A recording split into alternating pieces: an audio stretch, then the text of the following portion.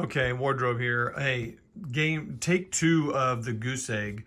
So I filmed I think I filmed turn two, but I'm not gonna show that one.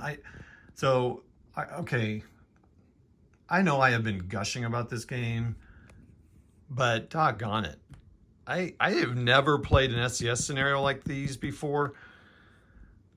Both games essentially came down to the last rolls in the turn. Now I know that first take I messed up a little bit on the overrun. But I think I played this one pretty good. Remember, it was close. I think the Germans won it like in the last turn, but they probably wouldn't have. But I don't know. Here's the deal. This was amazing. So a couple things I did differently. I didn't really protect the She Eiffel, so then the Americans started moving. They really kind of disrupted these back lines. This Tiger came in and actually helped eliminate two units in in one turn, and maybe 2 turns. Yeah, 2 turns. And then I had a recon unit come back here as the Germans, and he ran up here, and he did some stuff. He got reduced, but he did actually, did he do anything? No, he just got reduced, but he did help contribute so that they could attack. So let's see kind of how this game ended. You can kind of see the position here. These Americans, so the Germans took this town and this town. They just missed taking this town. Now, the Americans would have had another turn to counterattack and artillery. Actually, no, they wouldn't have been able to artillery. They could have attacked with one. No, they couldn't have done that. So, no, they wouldn't have had arty. That would have been interesting. So, but now these guys could have come out. So they could have gone around and attacked one side too. No, oh man, okay, sorry. I just was blown away. So St. Vith was taken. This was taken. The Americans counterattacked and took it back and were holding with a defense of 9. Now the question is, probably should have a couple of units out here holding it away so that the Germans have to attack a couple more times. That's probably a valuable thing to have at least one layer of defense, even though there'll be a weaker attack. So there was some back and forth on this. The Americans took it back. These guys it took a couple turns to get through. They finally did. The Germans did. The Americans were getting DG'd like crazy here. I did learn a couple of mistakes I made on that, but I've corrected them during play. The advantage of playing by yourself, I guess.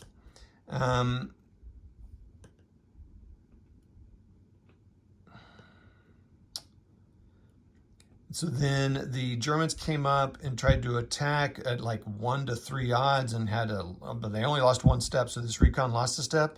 These guys were way over here. And they came over and tried to overrun. All I had to roll was a 10, 11, 12. Not all. That's a tough roll with 2 dice. I rolled a 7, but with that, they would have forced the Americans to retreat and lose a step. Well, yeah, because they were attacking at 1 to 2. So if they would have rolled a 10, 11, 12, they would have got D1, R1. So they would have lost a step and had to retreat. And then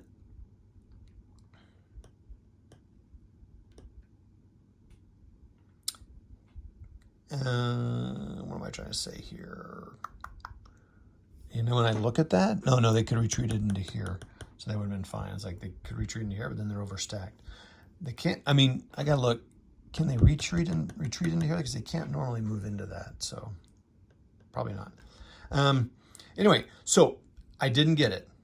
But what's cool is, where'd these guys come from? They came from down over here at the attack on Ruhland. So the Germans finally got a barrage to land, which half these guys, the Americans, and they had two stacks in there. They had let me rephrase that. I had 2.5 steps in there. I got a D2 R3. So then they went down to 1, and then he had to retreat 3 out. That they put these guys in here. I probably didn't need to stack them this tight, but then the Americans would probably counterattack. I don't know what with what. Actually, they wouldn't have been.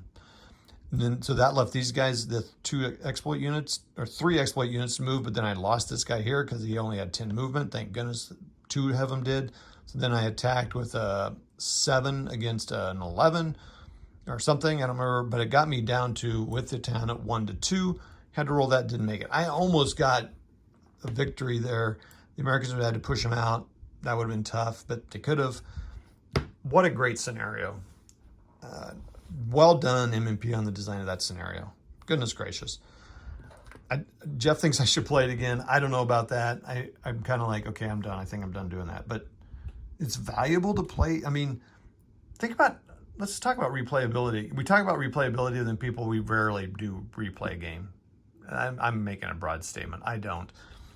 It's because I got, I got a lot of games and minis, and I got stuff to do. But it's cool when you can play a game with a lot of detail, not a lot of detail, but a lot of cool little details, and you can play it and then play it again. And I got this one, so I played the last 3 turns live, and I got it done in an hour and a half. So I could get this game done in 2 hours. That's pretty good at this point. And especially if I was playing somebody else, because it'd probably take me 3 hours by myself completely. But if I was with somebody, yeah, we could get that done in 2.5 hours. Pretty cool. So good design. Play the Goose Egg. Give it a shot. It's possible for both sides to win this scenario. So, and I'm sure I wasn't doing everything. I'm sure I missed some things playing live. It kind of happens. And good stuff. I don't know what I'll play next. We'll see ya. Thanks. Give Ardennes II a try. See ya.